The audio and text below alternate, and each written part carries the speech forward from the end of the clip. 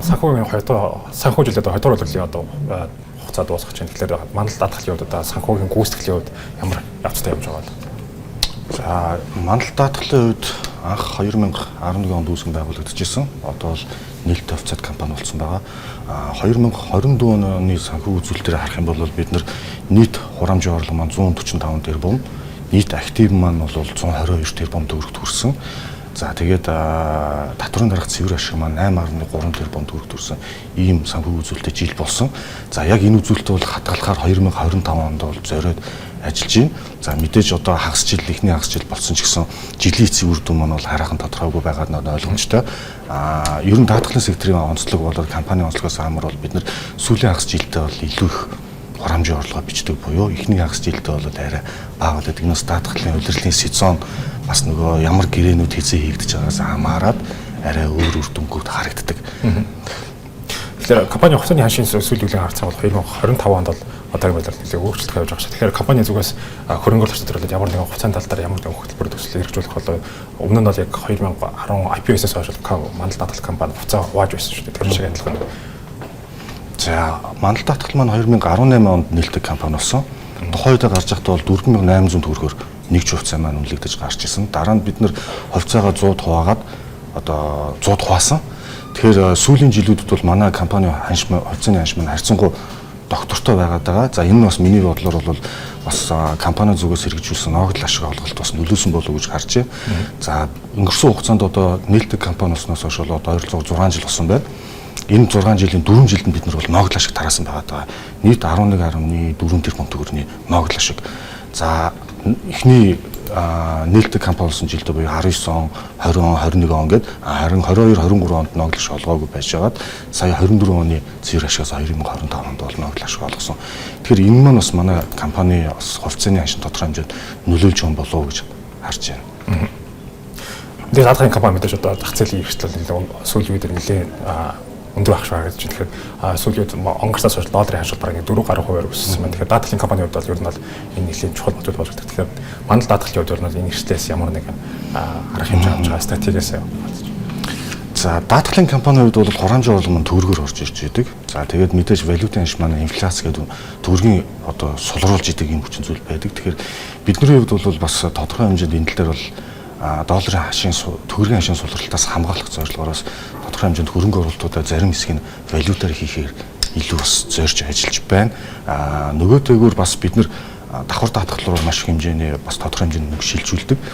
Тэгэхээр энэ дээр бас бидний хувьд бас одоо банкудтайгаа маш нэгтэн юм ба ажиллах бүр шаардлага тулгардаг. Яа тэгэхээр доллар хөргөөр хийсэн гэрээ маань давхар даатгал руу доллар болж гардаг учраас энэ дээр бид нар одоо swap хилцэл гэдэг юм уу те банкудтайгаа маш нэгт ажиллахаас аргагүй байдаг. Тэгэхээр 2024 оны байдлаар даатгалын салбарыг харцах юм бол арай өмнөх жилүүдэд харьцуулахад арай сэргсэн маш харагдаж байна. Тэгэхээр цаашдаа 2024 онд мандал даатгалын хувьд борлуулалтын орлого зах даатгалын гэрээгийн нэмэгдүүлэхийн тулд ямар нэгэн хэрэгцээч илүү хүртээмжтэй болохын тулд ямар одоо стратеги хэрэглэж байгаа. За тийм ээ 2024 онд бол даатгалын сектор бол нэлээд сэргсэн үзүүлэлттэй харагдсан. За нэвчилт гэж ярьдаг болов уу те даатгалын нэвчилт дотоодын нийт бүтээгдэхүүнийг бол 0.64% эзэлж байгаа одоо 2024 оны байдлаар гэтэл олон улсын дунджаар бол 7% байдаг. За тэгэхээр бид нар бол даруй 10-11%-аар бага байгаа. Тэгэхээр яг энэ хэмжээгээр бол даатгалын сектор орон зай байгаа гэж хардаг. Сүүлийн үед бол та бүхэн мэдж байгаа албан журмын даатгал болоо тээврийн эрсдлийн даатгал, эрүүл мэндийн даатгалаар бол хүмүүс маш их даатгуулахаар зорддог болсон. Тэгэхээр бид нар ч гэсэн энэ чиглэлээр бол нэлээд төлхөө ажиллаж байна. За эрүүл мэндийн даатгалын хувьд бол мандал даатгал маань 2015 онд хамгийн анх даатгалын секторт дотоод эрүүл мэндийн бүтээгдэхүүнийг нэвтрүүлж исэн. За одоо бол бид нэр секторт бол дотоод эрүүл мэндийн даатгалаараа бол номер 1 болсон явж байгаа. Тэгэхээр энэ бүтээгдэхүүн дээрээ ч гэсэн бид нар сайжруулалт хийгээд цаашдаа нэлээд ажиллана гэж төлөвлөж байгаа. За нөгөөтэйгөр бас тээврийн эрсдлийн даатгалын хувьд бас нэлээд боломж байна гэж хардаг. Монгол улсын хэмжээнд нийтдээ 1.2 сая тээврийн эрсдэл, за 1.3 сая тээврийн эрсдэл байдаг. Үүнээс одоо мотоцикл болоод чиргүүлгийг гэх мэт хасах юм бол 1.2 сая байдаг. Гэтэл энэ 1.2 сая тээврийн хэрэгслийн 14-өөс 16% нь л ерөнхийдөө бол тээврийн хэрэгслийн даатгалтай байдаг. Тэгэхээр энэ маань өөрөө ахаад цаашаа тэлэх боломж бол байгаа гэж бид нар бол харж байгаа. Тэгэхээр энэ шиг бас илүү чиглэж ажиллана гэж үзэж байна. Тэр он гарахаас өмнө ус их бол бас нөгөө албан журмын даатгалын одоо суур хэмжээг нэмэгдүүлэх талаар нэг ярьж байсан. Тэгээд тэрийг амзаа боловсруулах шиг болсон. Тэгэхээр энэ нь одоо мэдээж даатгалын компаниудын хувьд бол орлого зааж хааштай ашигт нь одоо хэр нөлөөлөх байсан бол. За тухайн албан журмын даатгал гэдэг бол өөрөө зайлшгүй байх ёстой. Энэ бол олон улсад нэлээд түгээмэл байдаг даатгал. Дээрээс нь бас одоо интернетийн орчинд манай үзэгчд маань ч гэсэн сонирхоод аль улсад албан журмын даатгал нь ямар үн ашигтай байдгийг, ямар эрсдлийг хамгаалдаг гэдгийг мэдээлэл авах бүрэн боломжтой байдаг. Манай Монголын хувьд бол энэ маань 2011 онд анх албан журмын даатгалын хууль маань батлагдаад албан журмын даатгал маань хэрэгжиж исэн. Тэрнээс хойш бол ер нь бол хураамж маань төдийл өсөөгүй. Гэтэл дагаад инфляц тэрнээс хойш төгрөгийн анш маань хэдгээ дахин суларлаа тий. Ингээ бодоод үзэх юм бол ер нь бол энэ бүтээгдэхүүний хураамжийг болоод нөхцөл сэтгэл зүйрийг бол эргэж харахаас өөр аргагүй нөхцөл байдал бол бий болцсон байгаа. За тэгэхээр энэ дээр бол даатгалын компани зүгээс бол яг яадаг вэ гэхээр бидний зүгээс үгж харж байгаа гэхээр ер нь тодорхой хэмжээнд бол өсөх зүг.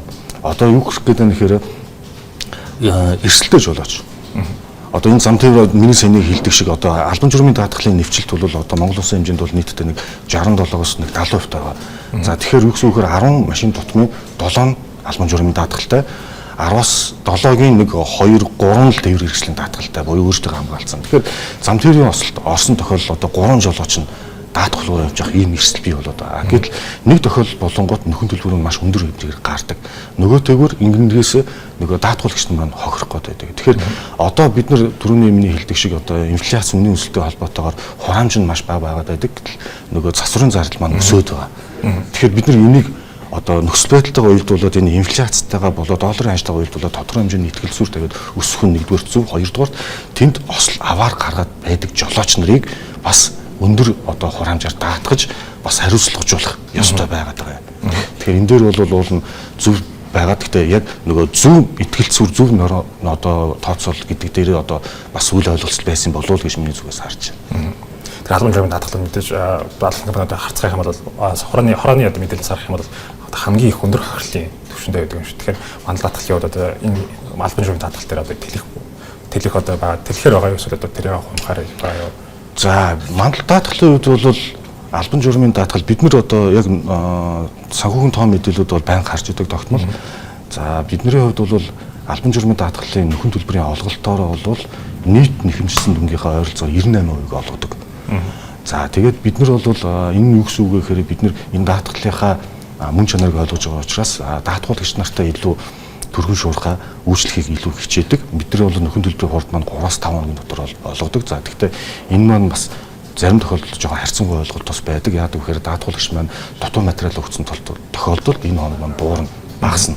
Гэхдээ бидний зорилго бол энэ албан журмын даатгалын хуулийн хэрэгжилтийг биелүүлэх даатгуулсан хүмүүстэй маш богино хугацаанд хүсэж байгаа нөхөн төлбөрийн одоо шаардлага нөхөн төлбөр нь олгохоор зорьж ажиллаж байгаа. Тэлэх хомих бодлого гэдэг дээр бол бид нэр хууль хэрэгцээ орчин дээр ямар бололцоо байна тэрийгэ дагаад явна. Манай даатгалыг сонгоод ирж байгаа хүмүүс бол тэгээд даатгуулах бүрэн боломжтой л гэж